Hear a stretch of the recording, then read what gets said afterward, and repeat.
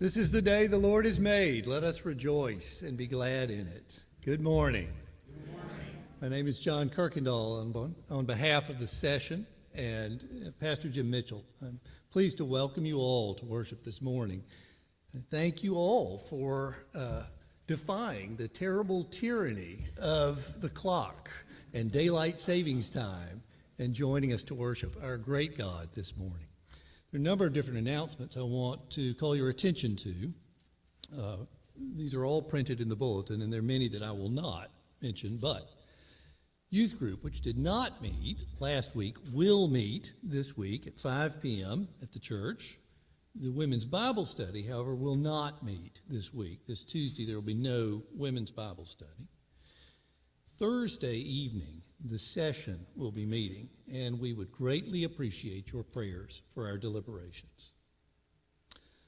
Next Saturday, there is an event, the life planning event, it's described in the announcements, that is well worth your time and attention.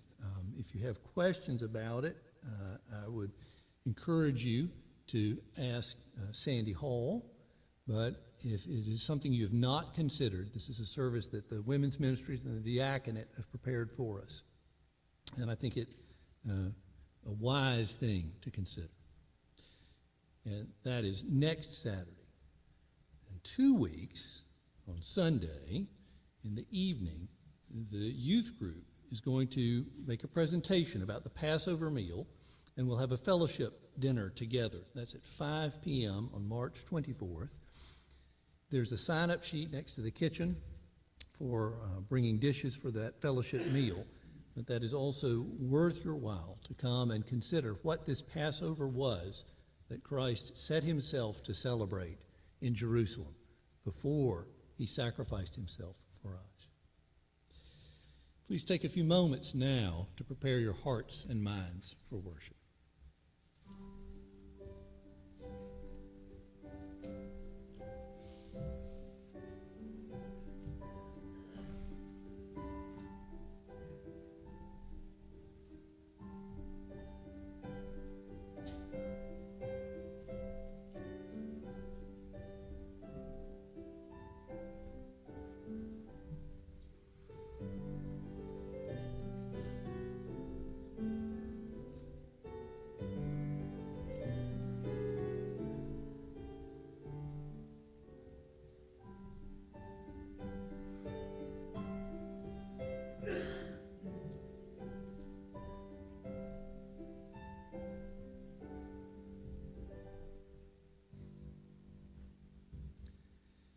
My undergraduate students will tell you that I frequently will begin class with announcements and a prayer, and then get 5 minutes into a lecture and say, well, I just had an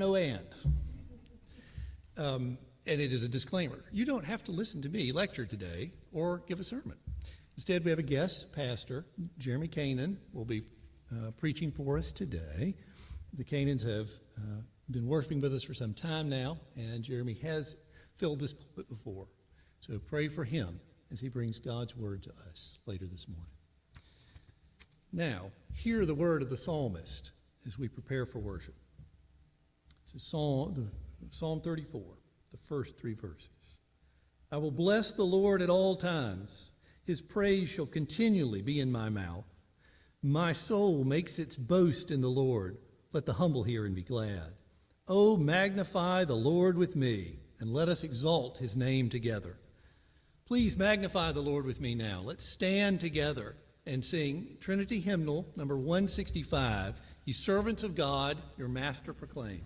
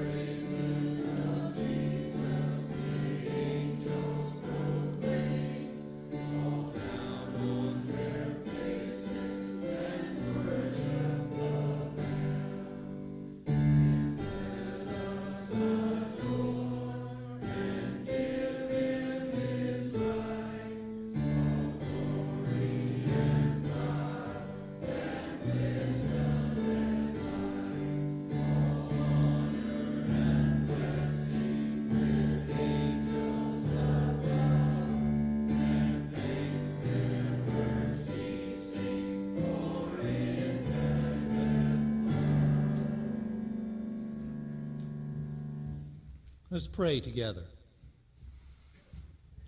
Almighty Father, we come before you rejoicing in the salvation that you have worked in us by the power of your Holy Spirit through the sacrifice of Christ Jesus, your Son. Lord, we praise you forever for the infinite love this shows. Fill us now with holy awe. Give us the strength and joy that comes only from your Spirit, that we may worship you in this hour in spirit and in truth. Heavenly Father, we lift up our praises to you, and not only ours, but those of the church around the world, ever glorifying and praising you. Lord, we now pray together the prayer that Christ taught his disciples to pray, saying, Our Father, who art in heaven, hallowed be thy name. Thy kingdom come, thy will be done, on earth as it is in heaven. Give us this day our daily bread, and forgive us our debts, as we forgive our debtors. And lead us not into temptation, but deliver us from evil. For thine is the kingdom, and the power, and the glory forever. Amen. You may be seated.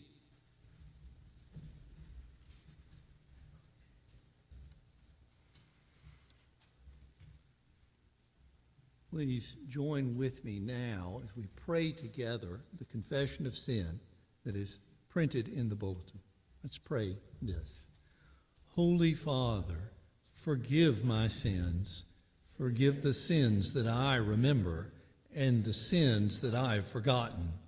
Forgive my many failures in the face of temptation and those times when I've been stubborn in the face of correction.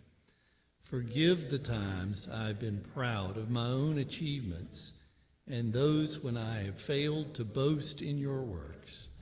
Forgive the harsh judgments I've made of others and the truths I've observed myself. Forgive the lies I've told to others and the truths I've avoided. Forgive me the pain I've caused others and the indulgence I've shown myself.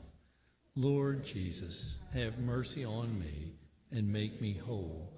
In your precious name, amen. In his providence, God has provided a propitiation for our sin. Hear the assurance of pardon. If we say we have no sin, we deceive ourselves, and the truth is not in us. If we confess our sins, he is faithful and just to forgive us our sins and to cleanse us from all unrighteousness. If we say we have not sinned, we make him a liar, and his word is not in us. My little children, I am writing these things to you so that you may not sin. But if anyone does sin, we have an advocate with the Father, Jesus Christ, the righteous. Thanks be to God. The confession of faith, which is printed in the bulletin, comes from the Second Helvetic Confession. Would you please stand as I read the question, and we'll read the answer in unison. I'll point out that today is the first day of the Muslim observance of Ramadan, where the Muslims seek to find their own way to God. It is a month of rigorous fasting, but also celebration. They seek something they cannot achieve because they do not understand the providence of God. Christian, what do you understand by the providence of God? For Christ took upon himself and bore the sins of the world and satisfied divine justice. Therefore, solely on account of Christ's sufferings and resurrection, God is propitious with respect to our sins and does not impute them to us, but imputes Christ's righteousness to us as our own, so that now we are not only cleansed and purged from sins or are holy, but also granted the righteousness of Christ, and so absolved from sin, death, condemnation, and are at last righteous and heirs of eternal life. Properly speaking, therefore, God alone justifies us, and justifies only on account of Christ, not imputing sins to us, but imputing his righteousness to us. Thank you. You may be seated, and if the children would like to come forward for the children's sermon with Elder Joel Reed. I don't know. I'm going to pick on Ava. We got one.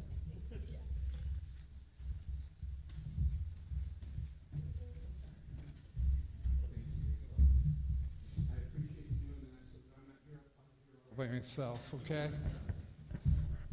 So, all right, John, yes. I know Dale has done this for me before, so thank you, John. I appreciate that. So, have you ever been told you did a really good job and everybody was giving you all kinds of praise, and you sit there and what do? You smile and you beam and you say, yes, I did it, right? I want you to listen closely when Pastor Jeremy reads the scripture today. Because two of Jesus' disciples go to him and say, Jesus, we want to ask you something, and we want you to do it for us. Have one of us sit on your left and one of us sit on your right when you come into your glory. Now, what they were asking is to have a high place in heaven next to Jesus when he came back again. And you know what Jesus told them? He said, are you going to be able to drink the cup that I drink? Are you going to be able to suffer the things I suffer, is what he was saying to them. And they're like, yeah, we sure can. He's like, you will be with me in paradise, and you will suffer these things, but it's not my choice where you sit. And he went so far as to say, if you want to be first in heaven, you need to be the servant to all. So when we think of highly of ourselves about things we do, we want to remember it's only because God allows us to do those things, and we should be humbled, and we should give him all the honor and glory for everything that happens in our life. Let's pray. Dear Heavenly Father, we do thank you. We thank you that you loved us enough, that you sent your Son, who paid a huge price for our sins, rose again. Father, we pray that you would remind us that we are the servants, that the only way we get any glory is by giving that glory to you. Father, let us be the servant to all. In Jesus' name we pray. Amen.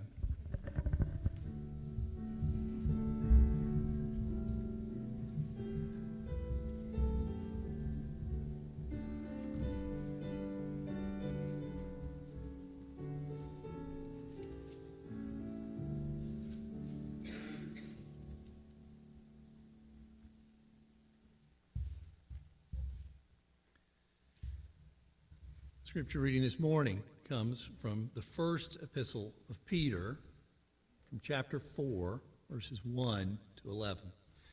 Peter is writing to members of the early church who have been dispersed abroad during a Roman persecution in the 60s AD. But Peter is also writing to the church in every age, for this is the word of God, inspired by the Holy Spirit. Here now from 1 Peter 4. Since therefore Christ suffered in the flesh, arm yourselves with the same way of thinking, for whoever has suffered in the flesh has ceased from sin, so as to live for the rest of time in the flesh, no longer for human passions, but for the will of God. For the time that is past suffices for doing what the Gentiles want to do, living in sensuality, passions, drunkenness, orgies, drinking parties, and lawless idolatry. With respect to this, they are surprised when you do not join them in the same flood of debauchery, and they malign you. But they will give account to him who is ready to judge the living and the dead. For this is why the gospel was preached even to those who are dead, that though judged in the flesh the way people are, they might live in the Spirit the way God does. The end of all things is at hand. Therefore, be self-controlled and sober-minded for the sake of your prayers.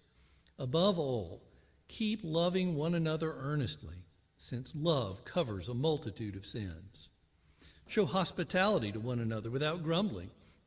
As each has received a gift, use it to serve one another as good stewards of God's varied grace.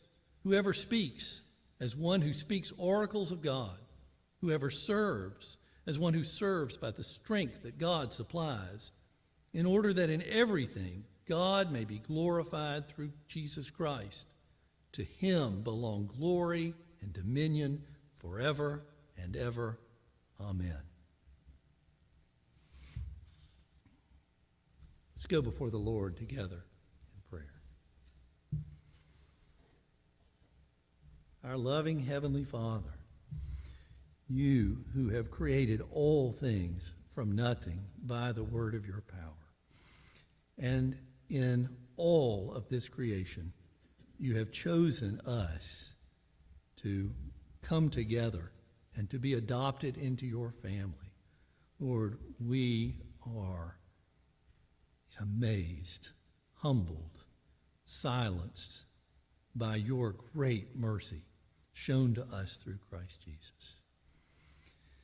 That Christ should give up all the glory of heaven and humble himself to become not just part of creation as man, but the lowest of the low, that he would serve and suffer and die on our behalf,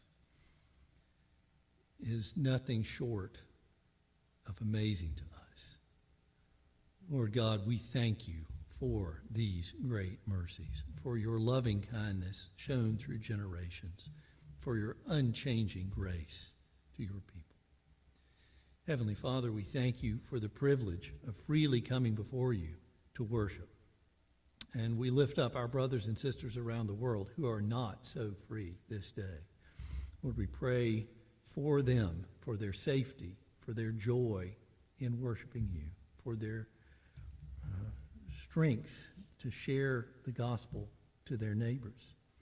Lord, we pray for the pastors who serve them, for the other leaders of their churches. We pray for the missionaries who go out from their home countries to share the gospel elsewhere. We lift them all up, Lord, under your sovereign protection, knowing that your perfect plan is never thwarted and that your word does not return void.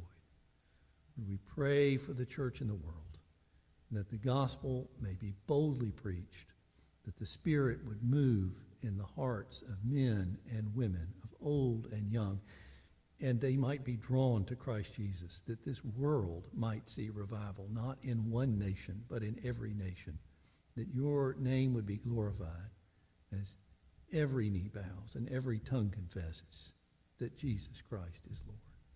We know that for men this seems impossible, but that for you nothing is impossible.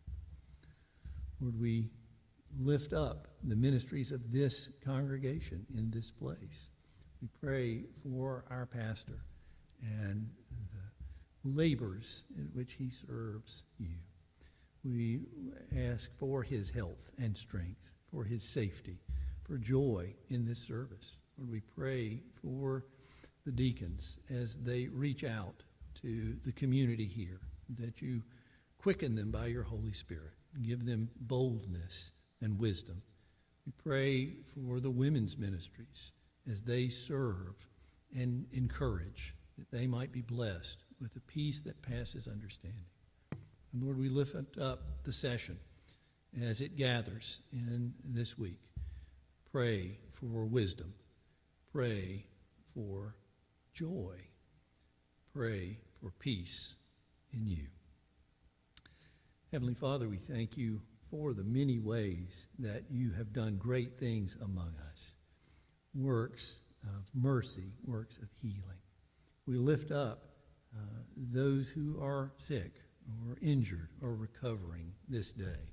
We pray especially for Margaret and for Barbara, that their recoveries might proceed quickly, that they might be encouraged by new energy, new vigor, new life, and that they invest in you. Lord, we lift up the youth of the congregation. We thank you for them and pray for them and their leaders. We pray that you might work in their lives through your Holy Spirit to draw them ever closer to you, to empower them for lives of service. Pray for the children, that you would draw them to you with bands of love, that you would fill their parents with your Spirit as well. Give them wisdom and grace as they parent. Bring blessing into every home and make every home a blessing to those around it. For your name's sake, we pray this. Heavenly Father, we lift up our community to you. We know there are many needs, and many which are unknown to us. But you are sovereign over all things, big and small, and we pray in your mercy that you would inspire your people to meet the needs of our neighbors, that we might love even as you have loved us. Heavenly Father, we lift up this nation with its many contentions. We confess our sinfulness and our selfishness, our quickness to look to men, to put our confidence in princes. But we know that our confidence can only be placed in you. And we pray for your mercy. We ask that you might give us the leaders of your choosing who will serve you rightly. Be merciful to us and help us to show that mercy to those around us. Lord, we know that you always keep your promises, promises that you have made in times past, promises fulfilled in Christ's first coming, promises that Christ will come again. Lord, we pray for hearts that look eagerly for that day and for limbs that are strengthened to serve until that day comes.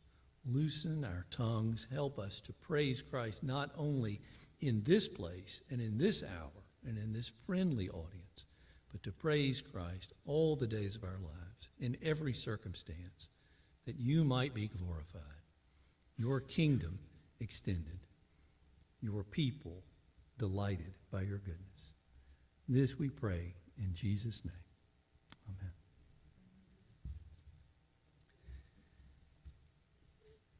Please take your Trinity hymnals now, and we will stand and sing together hymn number 585, Take My Life and Let It Be.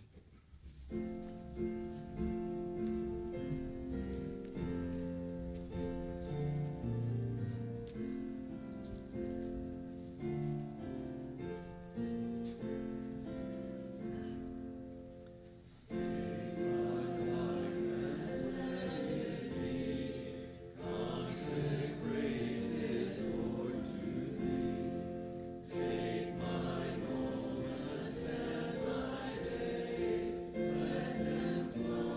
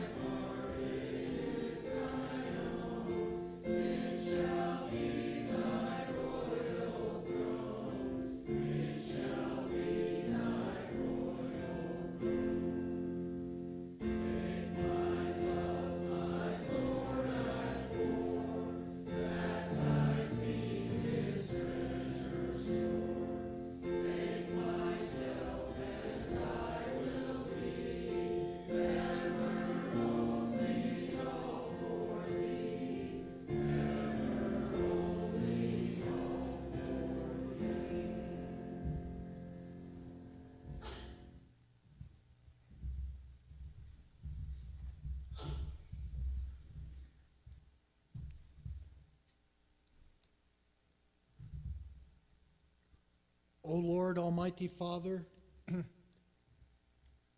I will be sensitive to your direction in all my giving, Lord. I know that my giving is an act of worship to you, and what a privilege it is for me to be able to give. As I give, I will rejoice, and I will remember all the blessings you have given to me. Let your blessing be upon my giving, Lord. I will always remember that it is you who gives me the power to obtain wealth in order that your covenant may be fulfilled.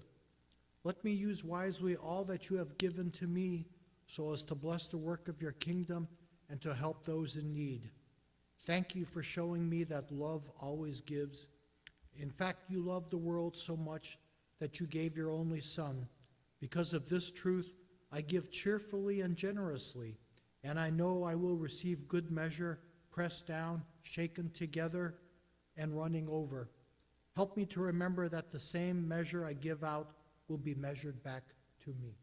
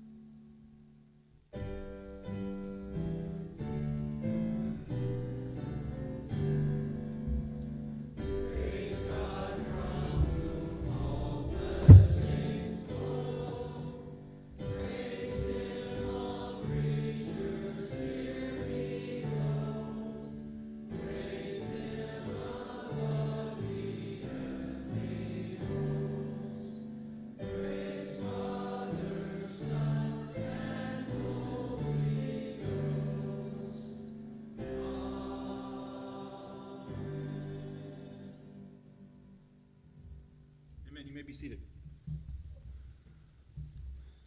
Well, I want to thank the session for inviting me to come and bring the word to you during Pastor Mitchell's time away. We pray that he and his family have a refreshing time, and I appreciate the opportunity to open up the word. So thank you all, and thank the congregation for being such a good home to my family and I for the last 6 months or so. It is a wonderful little church, and we really appreciate this church very much. So may the Lord continue to bless you. Before we open the Lord's word, let's pray together. Great God, we give you thanks for the scriptures. We thank you for the ministry of your Holy Spirit, who inspired your apostles to write these words. And now, God, I pray that as we open the word, your Spirit would now enliven our hearts. Help us as we read and interpret and apply, that this would be your work.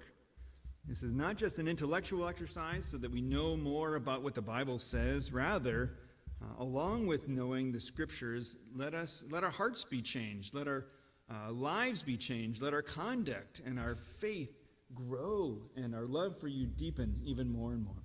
So now as we open your word, give us eyes to see and ears to hear and hearts to understand. This we pray in Jesus' name. Amen. I'm going to be reading from Mark chapter 10, verses 35 to 44. Mark chapter 10, 35 to 44.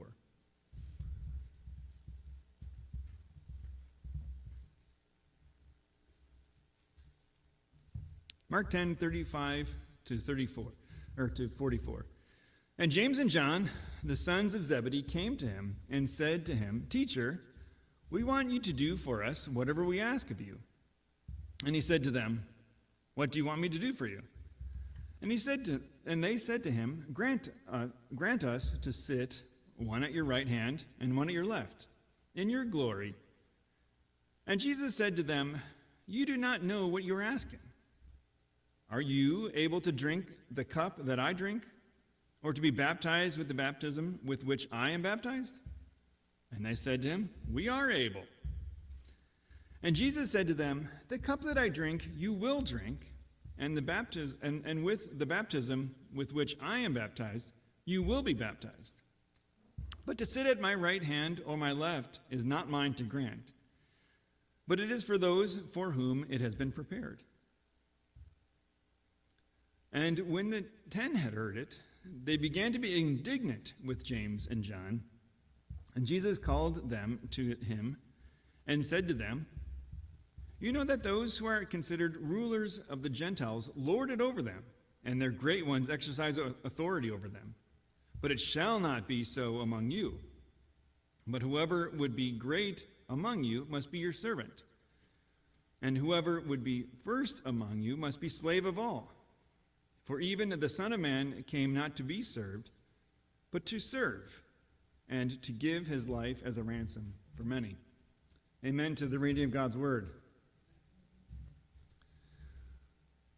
So, this, I've named a week ago, whenever I said what my sermon title would be, I said it was going to be gospel-oriented service, and that's still true.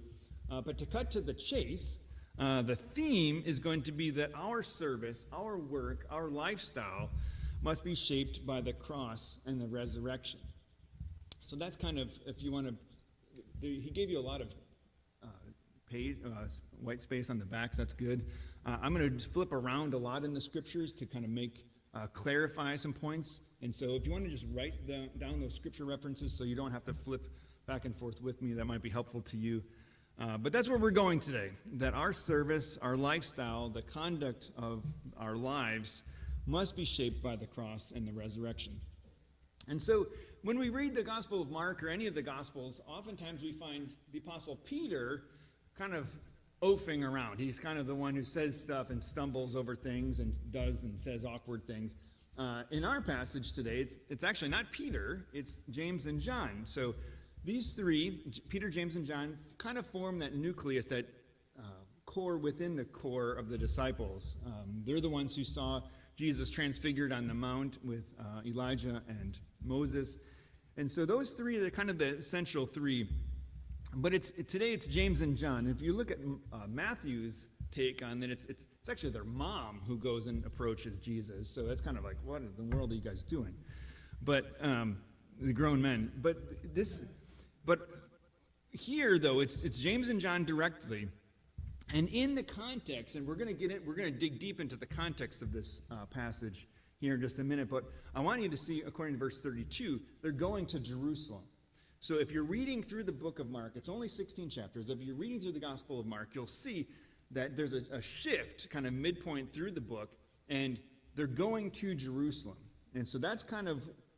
And remember, why is he going to Jerusalem? So that's kind of where you're going here in your mind. Let's look at the context before we kind of dissect the passage that we specifically read.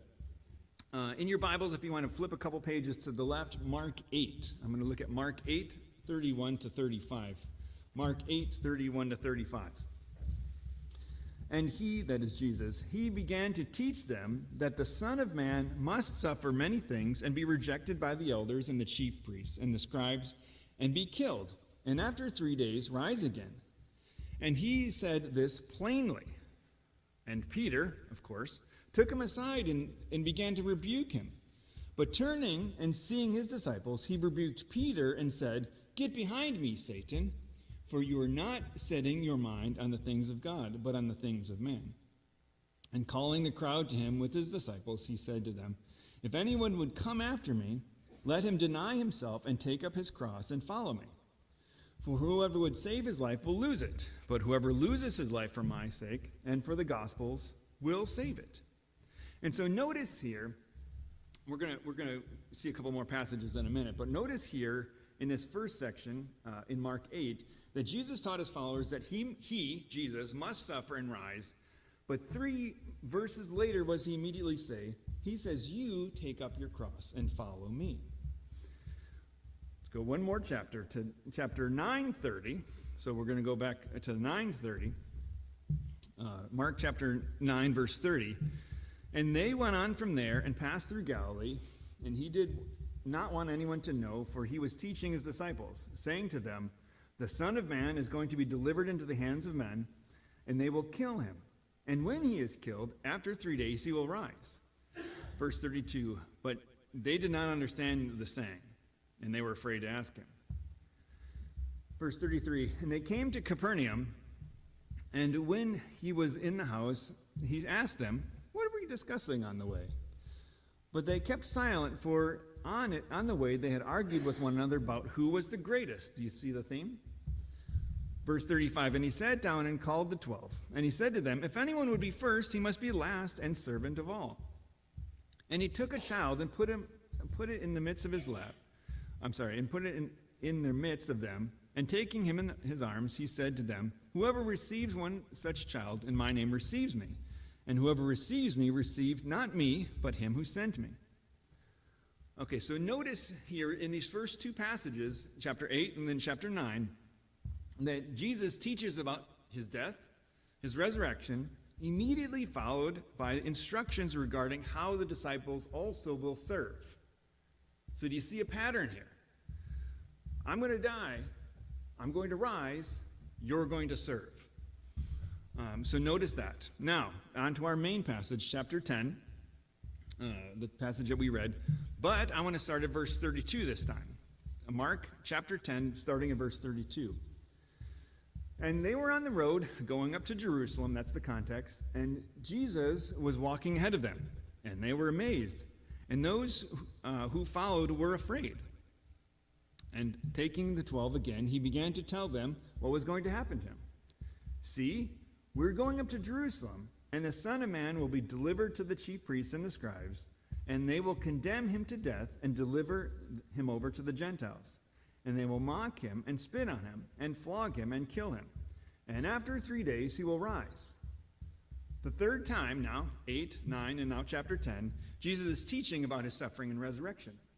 What does he immediately say? You've seen the pattern, right? How does Mark, the gospel writer here, follow up this teaching of Jesus? Jesus is predicting, hey, soon we're going up to Jerusalem, I'm going to die, I'm going to rise.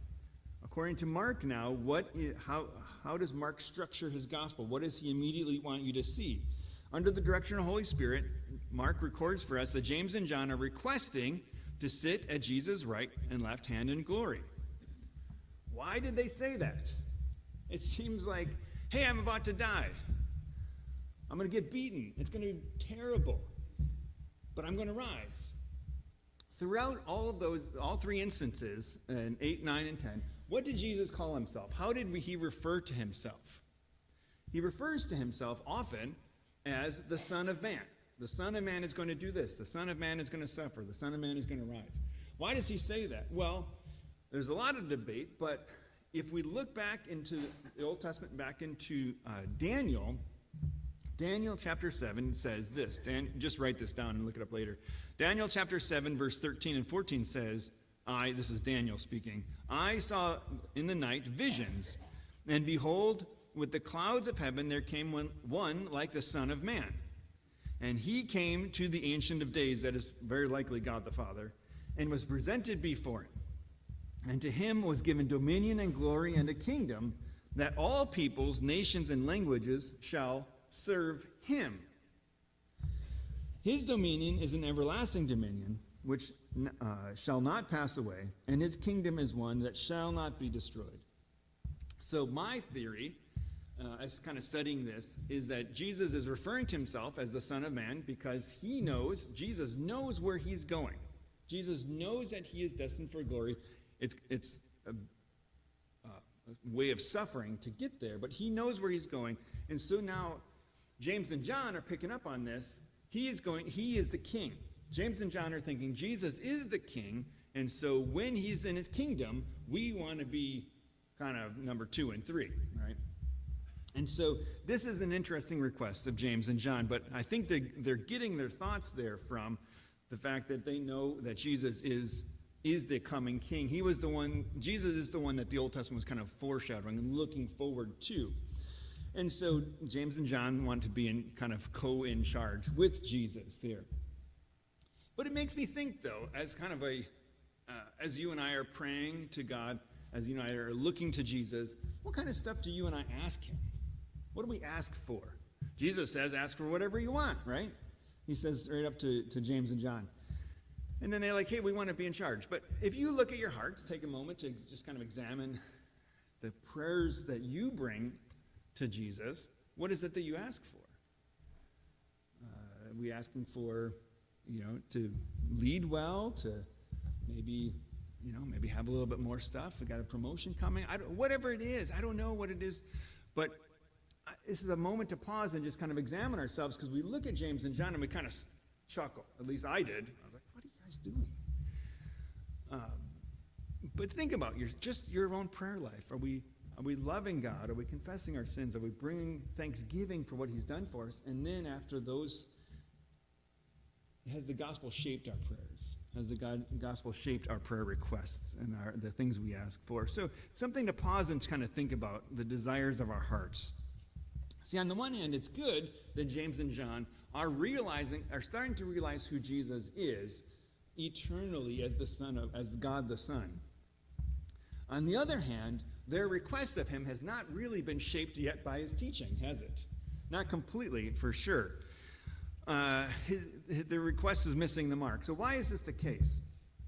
See, they're not following the pattern of Jesus. They're not following his own life.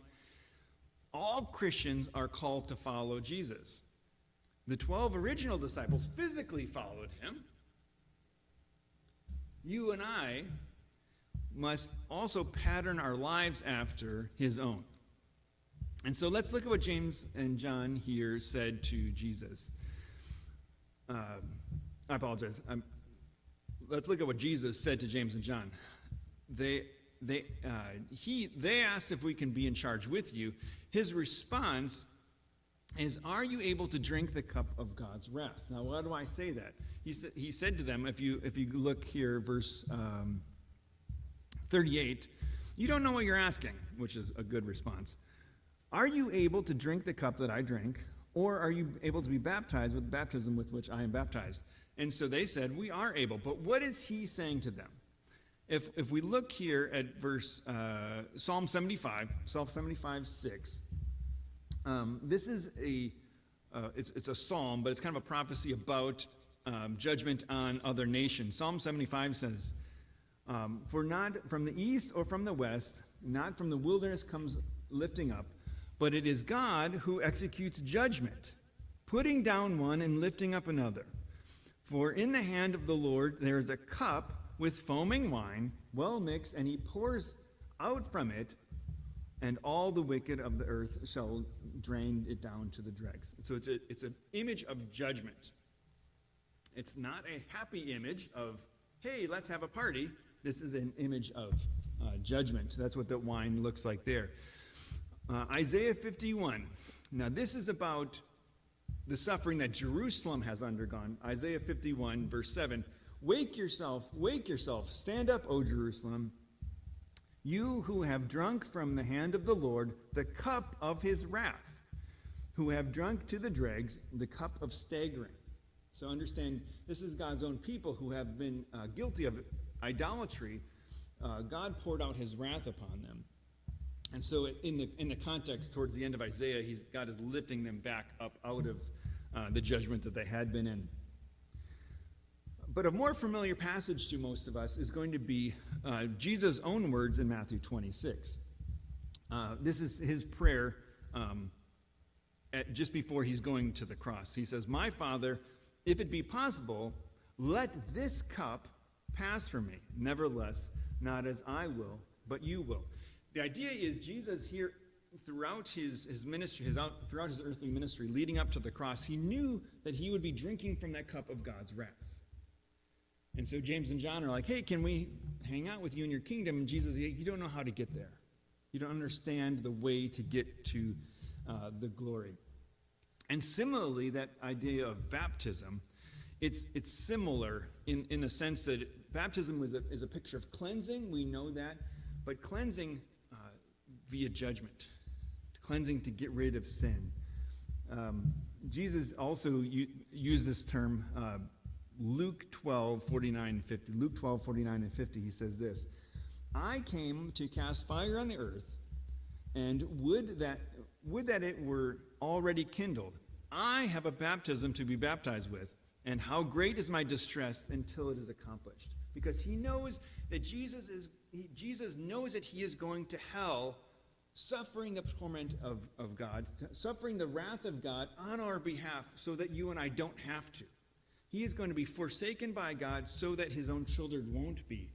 That is the judgment that he's getting poured out on him. That cup of wrath, that baptism that he undergoes is the torment that you and I don't have to because of God's grace and his love for us. But that is what he's referring to here. It's an unpleasant road that he is going to walk that James and John are thinking, like, hey, this is going to be great. So let's clarify the picture. James and John have some idea that Jesus is the king who the Old Testament predicted, but they're misunderstanding how he accomplishes his task. Jesus responds by asking them if they can endure the suffering that he knows, that Jesus knows is in his future. His suffering is specifically redemptive. The work that he does on the cross, his suffering, is redemptive. It's in order to buy us back from the consequences of our sins. Also, it's redemptive and representative. He alone can represent us before the Father, before God, the Holy One, who is going to execute judgment. But the judgment is against him and thankfully not against us. As we saw in the confession, we have received Jesus' righteousness instead of the wrath that our sins are owed. He will represent us before the Father.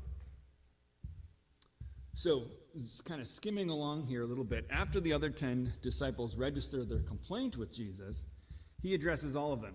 Here he he describes how those outside the church lead. So if you go back into our passage here, you know that those who are considered rulers of the Gentiles lord it over them, and their great ones exercise authority over them. But it shall not be so among you. I can almost picture Jesus pointing at him. He's like, those Gentiles out there lead in a way that you will not be leading. Your leading is entirely different. And he's making a distinction between the Gentile leadership, the non-believing leadership, and believing leadership. What does it look like? It's kind of like the idea of holiness. Holiness has to do with being set apart. There's the common, and then there's the set apart. Your leadership is set apart leadership. He's drawing a contrast between these guys. And then continue on here, verse 43, but it shall not be so among you, but whoever would be great among you must be your servant, and whoever would be first among you must be slave of all. So pause there for just a second. In Wednesday night Bible study a few weeks ago, we were talking about the idea of servant and slave, and which is the right translation and this and that. Well, Jesus here clearly uses both words.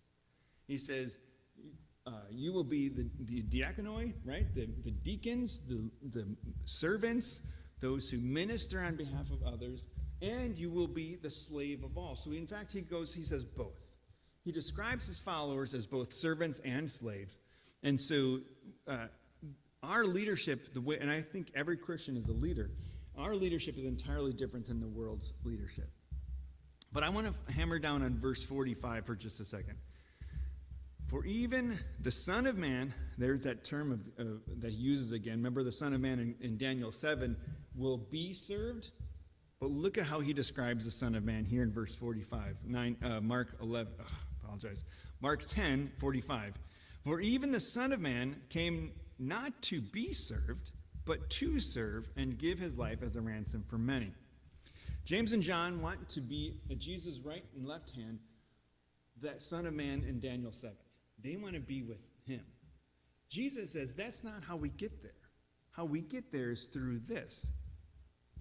He's referring to himself as the Son of Man, which is that glorious Son of Man, but what characterizes the work of this Son of Man?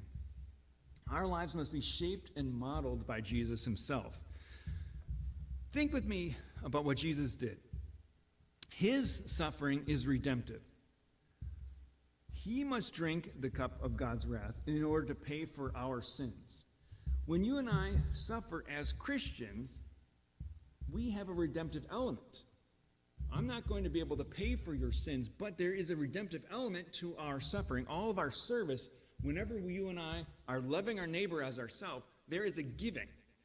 We're loving other people so that their best is met. What can we do in order to have a redemptive element in our serving of other people? I can't save you from your sins, but can I make your life better?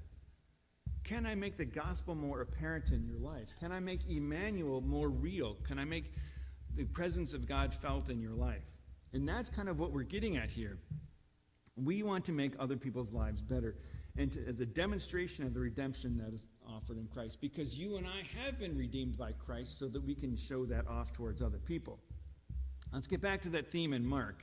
Each of these three times, Mark 8, Mark 9, and then here in chapter 10, we see that Jesus predicts his death and resurrection. He immediately follows that up by teaching his disciples that they must be servants as well. Mark is trying to teach us that our lives of service must be shaped by the cross. And the future resurrection, notice that. Notice the timeline, of course. The cross is followed by the resurrection. You and I probably will genuinely suffer now. We will serve one another. We will genuinely suffer. But knowing we do so in hope of the resurrection. Our lives must be patterned after Jesus. We will be in glory, but that glory is shaped and we go through the cross. And that is the pattern that we follow, not the reverse. Further, our suffering takes on meaning. As you think through other worldviews, as you think through other philosophies, other patterns of thought, other faiths even,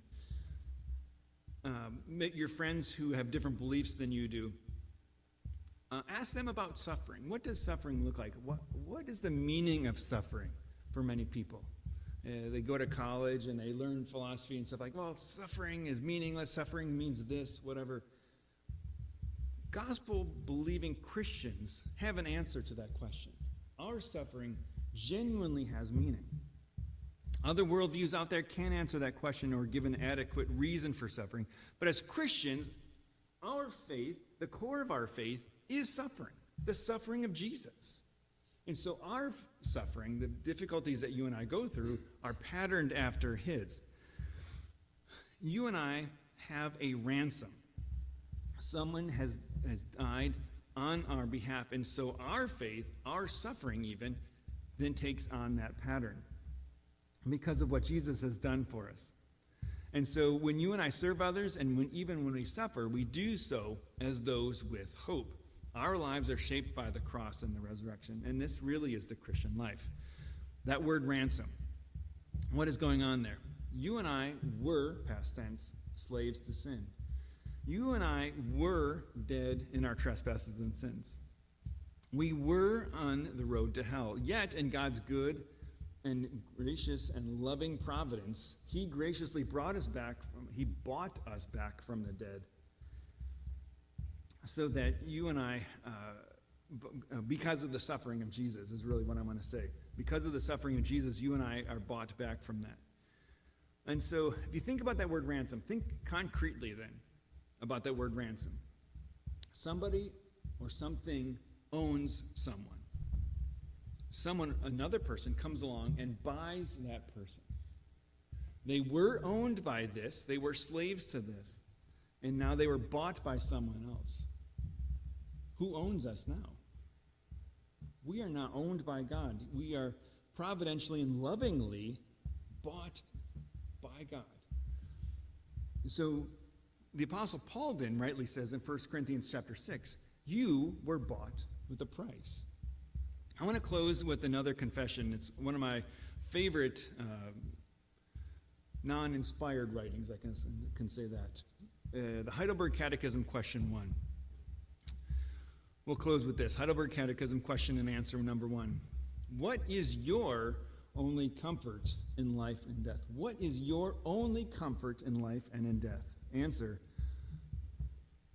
My only comfort in life and in death is that I am not my own, but I belong with body and soul, both in life and in death, to my faithful Savior, Jesus Christ.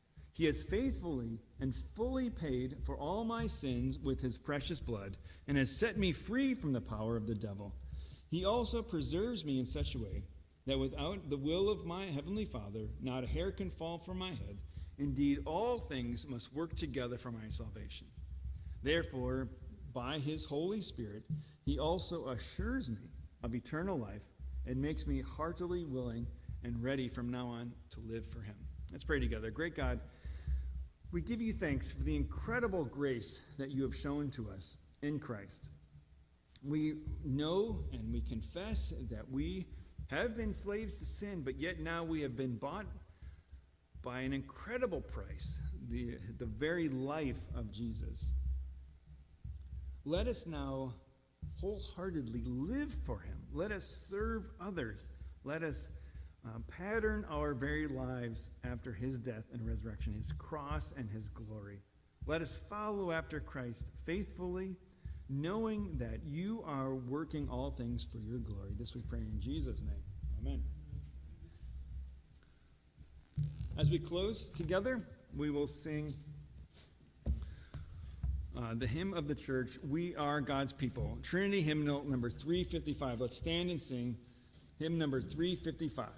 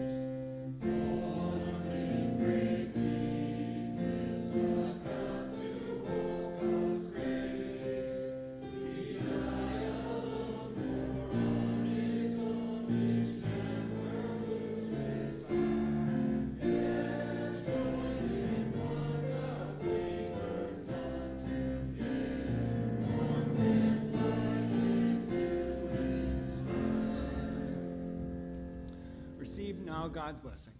The grace of the Lord Jesus Christ, the love of God the Father, and the fellowship of the Holy Spirit be with each of you now and forever. Amen.